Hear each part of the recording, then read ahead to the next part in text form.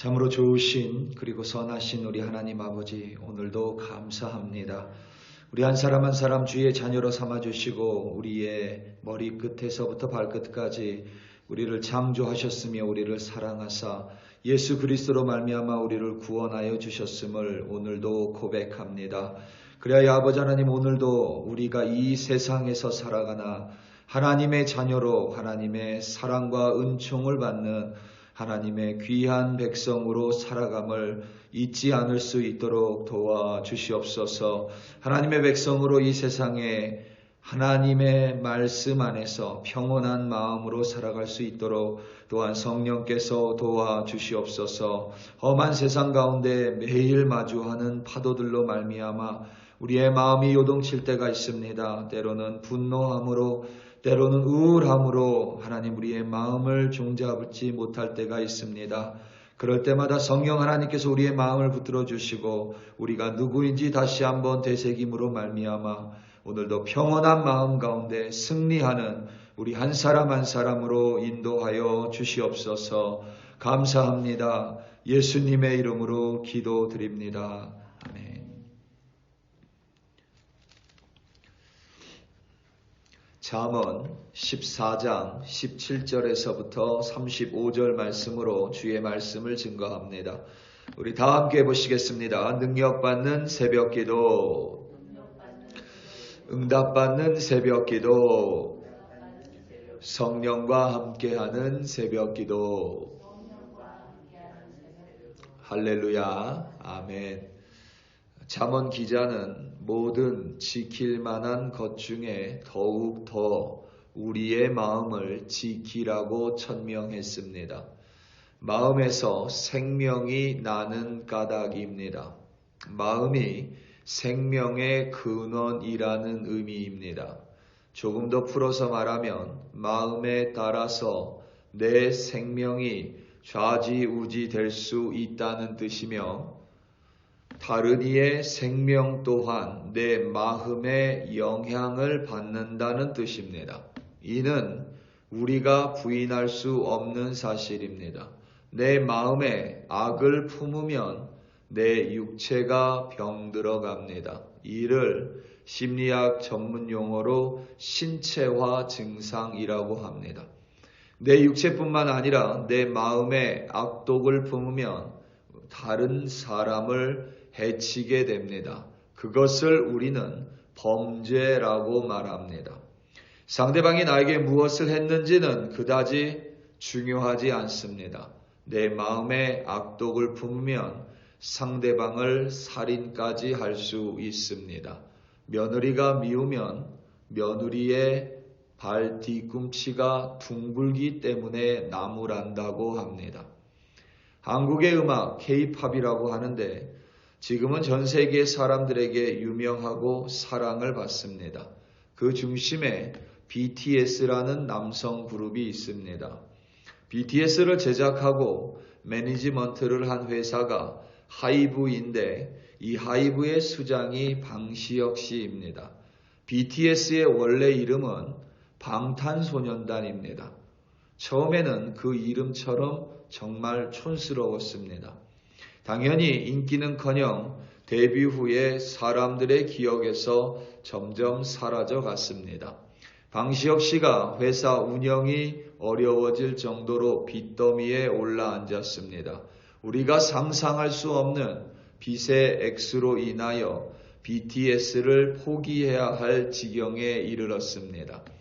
이러지도 저러지도 못하는 상황에서 방시혁 씨가 이제 그만두려고 마음 먹었지만 친한 지인이 빚이 너무 많아서 지금 포기해도 혼자 갚을 수 없는 상황이니 오히려 1년을 더 해보라고 조언했습니다. 1년을 더해서 생긴 빚이나 지금 빚이나 혼자 감당할 수 없다는 사실은 똑같다는 것을 깨달은 방시혁 씨는 BTS를 다시 지속하기로 마음을 먹고 마침내 BTS는 명실상부 세계 최고의 보이밴드가 될 수 있었습니다. 그의 마음을 접었다면 불가능한 일이 없습니다. 불가능해 보였지만 마음을 되잡고 단단히 그 마음을 붙잡고는 불가능의 바다를 헤쳐나갔기에 지금의 BTS가 존재 가능했습니다. 우리가 마음을 어떻게 먹냐에 따라서 불가능이 가능해지기까지 하고 마음에 따라서 전혀 어렵지 않은 일도 하기가 싫어지며 어려워지기도 합니다. 이처럼 마음은 아무리 강조해도 지나치지 않을 만큼 중요합니다. 오늘 본문 30절 말씀입니다. 평온한 마음은 육신의 생명이나 시기는 뼈를 썩게 하느니라. 아멘. 이 구절에서 육신과 뼈는 몸 전체를 가리킵니다. 마음이 몸 전체를 지배한다라는 의미입니다.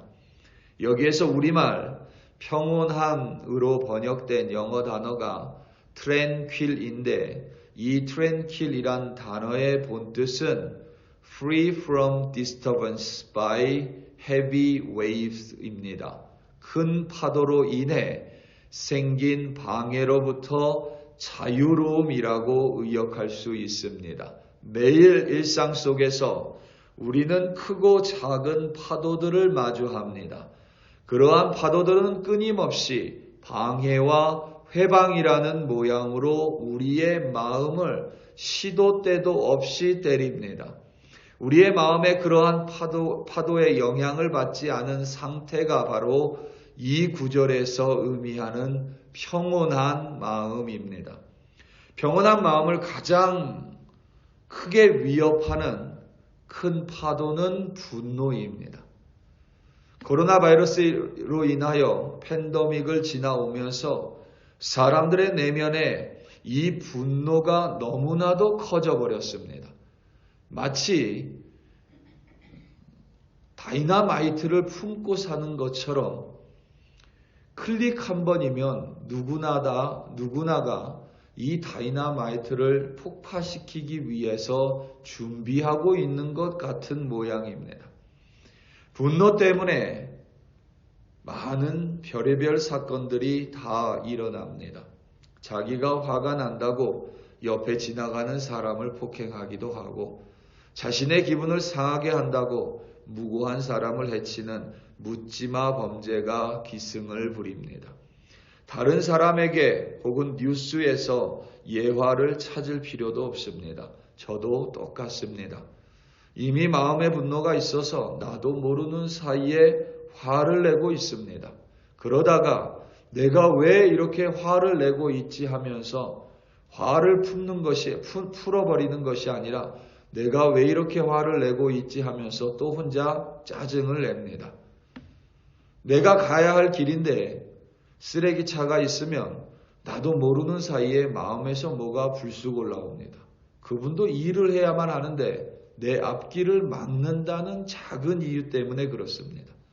전에는 그렇지 않았는데 내가 뭘 해야 하는데 내 앞에 방해가 생기면 금세 마음에 화가 생기는 것 같습니다. 부단히 노력하는데도 이 모양입니다. 심지어 같이 있는 지인은 괜찮은데 내가 그를 대신해서 화를 낼 때도 있습니다. 오늘 말씀 17절입니다. 노하기를 속히 하는 자는 어리석은 일을 행하고 악한 계교를 꾀하는 자는 미움을 받느니라. 29절 말씀입니다. 노하기를 더디하는 자는 크게 명철하여도 마음이 조급한 자는 어리석음을 나타내느니라. 아멘. 쉽게 화를 내는 사람은 어리석은 일을 행합니다. 쉽게 분노하는 사람은 어리석은 사람입니다. 분노가 마음의 요동을 일으키니 현명한 일은커녕 어리석은 일이 우매한지도 모른 채 행하고 나중에 또 짜증을 내고 후회하고 또 나중에 하나님 앞에서 기도를 합니다. 분노하지 않는 것이 여러분 가장 좋지만 현실적으로 불가능할 때가 참으로 많습니다. 그럴 때에는 혹시라도 여러분 마음에 화가 생기거나 분노함이 일어날 때는 무조건 여러분 그 자리를 피해야만 합니다. 어떠한 상황이 나를 화나게 한다면 그 상황을 무조건 벗어나야만 합니다. 어떤 사람이 나의 화를 돋구면 내 시선을 그 사람으로부터 다른 곳으로 돌려야만 합니다. 무조건 그렇게 해야만 합니다. 화를 돋구는 상황과 사람과 무엇으로부터 내 몸을 멀리 떨어뜨리고 내 시선을 재빠르게 다른 곳에 두어야만 합니다. 왜냐하면 누구도 그 자리에서는 화를 다스리지 못합니다.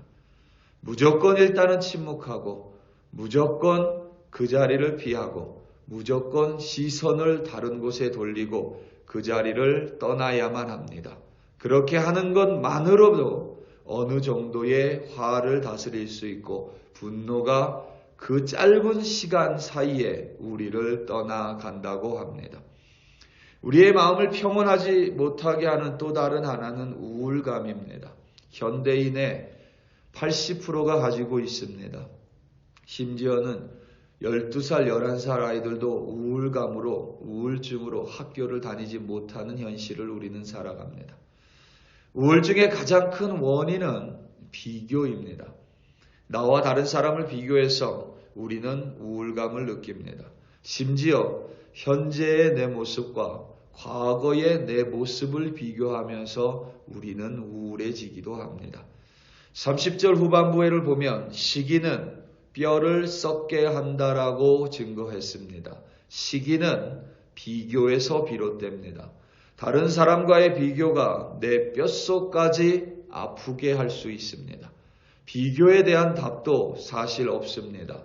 오직 끊임없이 우리는 말씀을 되새겨야만 합니다. 끊임없이 말씀 안에서 예수 그리스도께서 우리에게 내려주신 구원의 은총을 우리는 호흡하듯이 되새겨야만 이 비교로부터 자유로워집니다. 주님 안에서, 예수님 안에서 내 존재에 대한 확신을 매일 품어야만 우리는 매일 마주하는 수많은 사람들과 비교하지 않은 채 평온한 마음으로 주님과 동행하며 살아갈 수 있습니다. 하나님은 저와 여러분 한 사람 한 사람을 직접 창조하셨고 저와 여러분 한 사람 한 사람을 사랑하사 우리의 코에 호흡을 불어넣어 주셨고 우리를 지으시며 우리를 사랑하사 예수를 십자가에 달리시기까지 우리를 구속하셨고 그리하여 우리를 하나님의 자녀로 삼아 주셨음을 우리는 매 순간 기억해야만 합니다.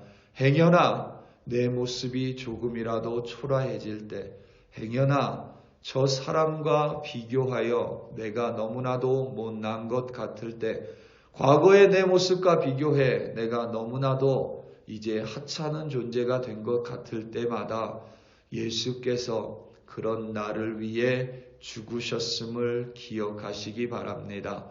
그때에만 비로소 우리는 그리스도 안에서 우리가 얼마나 귀한 사랑을 받는 존재인지, 우리가 얼마나 귀한 하나님의 은총으로 이 세상을 사는 존재인지 우리의 정체에 대해서 결코 흔들리지 않을 수 있습니다. 우리 사랑하는 성도 여러분, 오늘 하루 우리는 무수히 많은 파도들이 몰아치는 세상에서 많은 사람들을 마주하며 살아갑니다. 분노할 수 있고 화낼 수 있는 상황을 무조건 피하시고 비교함이 내 안에 올라올 때마다 나를 위해 돌아가신 예수를 기억함으로 말미암아 흔들리지 않는 평온한 마음으로 오늘도 승리하시는 여러분들이 되시기를 예수님의 이름으로 축원합니다. 다 함께 기도하시겠습니다. 우리 이 시간 함께 기도할 때에 오늘 있을 금요 기도회를 위하여 그리고 주일 예배를 위하여 합심하여 기도하겠습니다. 특별히 우리 교회, 글로리 교회, 주님 안에서 예배를 쉬지 않는 교회, 기도가 멈추지 않는 교회, 그리고 서로 친교하고 교제하고 사랑하는 교회를 표방합니다. 특별히 이 시간 금요 기도회를 위하여 기도할 때에 성령 충만한 기도회로 주일 예배 가운데 하나님의 임재가 가득한 예배로 하나님께서 인도해 달라고 다 함께 주여 한번 부르시고 합심하여 기도합니다. 주여 할렐루야 할렐루야 할렐루야. 하나님 아버지 감사합니다.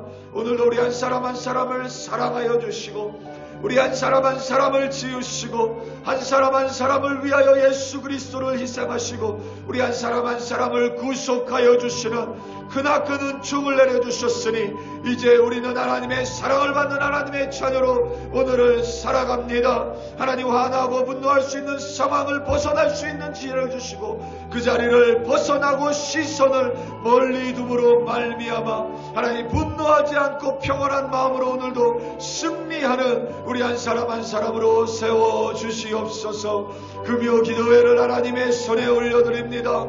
하나님 쉬지 않고 기도하는 우리 글로리 교회 되게 하여 주시옵소서. 하나님 주일 예배 주님 손에 올려드립니다. 하나님의 임재로 가득 채워주사 늘 하나님을 영원히 예배하는 교회로 세워주시고 아버지 하나님 또한 함께 사랑하는 우리 글로리 교회로 친교하고 교제하는 우리 글로리 교회로 아버지 하나님 인도하여 주시며 세워주시옵소서. 성령 충만한 금요 기도회와 임재가 가득한 주일 예배와 사랑이 가득한 교제로 말미암아 아름다운 교회가 될 수 있도록 성령님께서 인도하여 주시옵소서. 할렐루야 할렐루야. 감사합니다. 주여 감사합니다.